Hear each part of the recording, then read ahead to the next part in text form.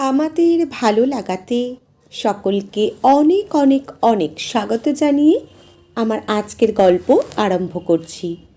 আজকের গল্প ঘরণী। গল্পটি তাহলে শুরু করি। মা আর ঠাকুমার চরম অশান্তির পর দাদুও চাইল আমাদের আলাদা করে দিতে।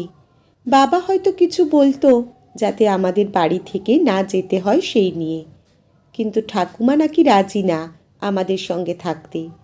অগত্যা একটা 2 কামরার ফ্ল্যাটে ঠাঁই নিলাম আমরা, মানে আমি, রুবি, ভাই ঝিনুক আর মা বাপি। প্রথম দিন খুব পরিশ্রম গেল সব পরিষ্কার করতে করতে। অনেক রাতে আমরা সকলে খেয়ে শুতে গেলাম। পরের দিন খুব ভোরে কলিং বেলের আওয়াজে ঘুম ভেঙে গেল। দরজা খুলতেই দেখা গেল একজন শ্যামলা বরণ রোগা গোছের মহিলা, পরনে পরিষ্কার রং চটে যাওয়া শাড়ি, পায়ে হাওয়াই, হাতে 2টো ব্যাগ নিয়ে দাঁড়িয়ে। মা জিজ্ঞেস করল, কে তুমি? এত সকালে আমাদের ফ্ল্যাটে কেন? মহিলাটি বলল, তাকে বড়বাবু পাঠিয়েছে। মানে আমার ঠাকুরদার কথা বলছিল মহিলাটি। দাদুকে আমাদের পাড়ায় সবাই বড়বাবু বলে ডাকত। বড়বাবু তো বললেন আপনাদের কাজের লোক দরকার, তো তাই আমায় পাঠালেন। আর এই সবজিও বড়বাবু আমায় দিয়ে পাঠালেন। মা আর বাবা দুজনেই দুজনের মুখ চাওয়াচাই করতে লাগলো। যাই হোক, তারপর মাইনে করে ঠিক করে তাকে কাজে রাখা হলো। যত দিন যায় তার কাজকর্মে আমাদের সকলের মন ভরে যেতে লাগলো। সে যেন আমাদেরই ঘরের কেউ। এত যত্ন নিয়ে সে সব কাজ করত। আমি মাকে কোনো দিনও এত গুছিয়ে কাজ করতে দেখিনি। সেই জন্য ও বাড়িতে রোজ অশান্তি লাগতো মা আর ঠাকুমার। আর দাদু মনে হয় সেই জন্যই এই ছবি মাসিকে এখানে পাঠিয়েছে। যত দিন যায় ছবি মাসির কাজ আমার মন কাড়ে, আর তেমনই সুন্দর ব্যবহার তার, তাই দিয়ে সে বড় আপন হয়ে উঠেছিল। আগে আমাদের ভাই বোনের ঘর ভীষণ অগোছালো থাকতো, আর এখন আমাদের পড়ার বইগুলোও অবধি টেবিলে এত সুন্দরভাবে সাজানো থাকে যেন মনে হয় আমরা বোধহয় 7 জন্ম বইই পড়ি না। যাই হোক, এভাবে কেটে গেল অনেকগুলো বছর। আমিও স্কুল আর কলেজের গণ্ডি পেরিয়ে বিয়ের পিঁড়িতে বসার যোগ্য হলাম। খুব ইচ্ছে ছিল আমার ছবি মাসির বাড়ি দেখতে যাওয়ার। ইচ্ছাটা এই কারণেই যে অন্যের বাড়ি এত টিপটপ রাখে, তার নিজের বাড়ি না জানি কত সুন্দর। যদিও এই ইচ্ছাটা পূর্ণ হতে বেশি সময় লাগেনি।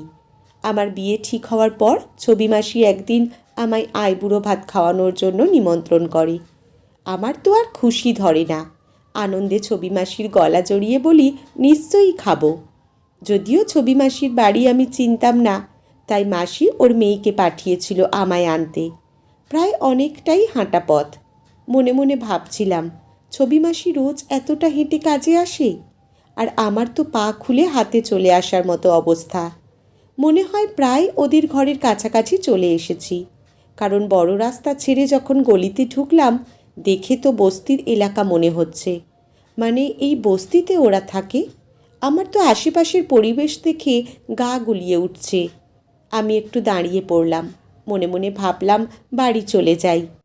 ছবি মাসির মেয়ে এগিয়ে গেছিল। পাশে আমায় দেখতে না পেয়ে পেছন ঘুরে দেখে আমি দাঁড়িয়ে। কী গো দিদি, হাঁটতে অসুবিধা হচ্ছে তাই না? আসলে বস্তির সরু রাস্তা তো রিক্সা ঢোকে না গো। এই তো এসে গেছি, ওই শেষের বাড়িটা, চলো। আমি তখন বিষণ্ণতা নিয়ে ধুঁকতে ধুঁকতে এগিয়ে গেলাম। এই যে দিদি, এই বাইরে জুতো খুলে ভেতরে এসো। আমি ভেতরে গিয়ে এটা ভাবছি যে বাইরে থেকে যেটা এত নোংরা বস্তি, তার ভেতরটা কত চকচকে হলে মনের বিষণ্ণতাও নিমেষে ঘুচে যায়। না, আমাদের বড় লোকদের মতো ওদের ঘরে অনেক দামি জিনিস নেই, টাইলসের মেঝে নেই, তবে যা আছে তা আমাদের থেকেও পরিষ্কার পরিচ্ছন্ন। তাই তো ভাবি, যে ঘরণী অন্যের বাড়ি এত ঝাঁ চকচকে রাখে, তার ঘর কি কখনো নোংরা হতে পারে? আমি অনেকক্ষণ এদিক ওদিক তাকিয়ে পুরো ঘর দেখছিলাম। এমন সময় ছবি মাসির ডাকে সম্বিত ফেরে। নাও রুবি, খেতে বসো। থালার দিকে চোখ যেতেই আমার মাথা ঘুরে গেল। চকচকে একখানা মাঝারি কাঁসার থালায় ভাত, 5 রকম ভাজা, কয়েকটি বাটি বাটি করে মুগের ডাল, পোনা মাছের কালিয়া, মাংস, পায়েস, ফুলকপির ডালনা, চাটনি, পাঁপড়, মিষ্টি, আরও একটা কী যেন প্যাকেটে মোড়া। আমি আঙুল দেখিয়ে বললাম, ওতে কি আছে? মাসি বলল, তোমার উপহার। আমি বললাম, এত খরচের কোনো দরকার ছিল মাসি? আমি তো এসব করছো জানলে একদম আসতাম না। ছবি মাসি আমার কাঁধে হাত রেখে বলল, আজ এতগুলো বছর তোমাদের কাজ করছি, তোমরা কেউ আমায় পর ভাবনি আপন ছাড়া। আজ তোমার জন্যে এটুকু করে মনে অনেক শান্তি পেলাম। মাসির এই ভালোবাসা, এই আয়োজনেও আন্তরিকতায় আমিও অনেক শান্তি পেলাম। হতে পারে ওরা গরিব, তবু ওদের মন আছে, ওরা ভালোবাসতে জানে।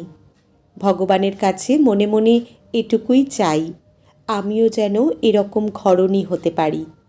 আমার কাজ দেখে সকলে যেন তৃপ্ত হয়, আর মানুষকে ভালোবাসা দিয়ে ভরিয়ে যেন রাখতে পারি। আজকের গল্প এখানেই সমাপ্ত। কলমে বিদিশা দত্ত দাস, পাঠে জয়তী। ধন্যবাদ।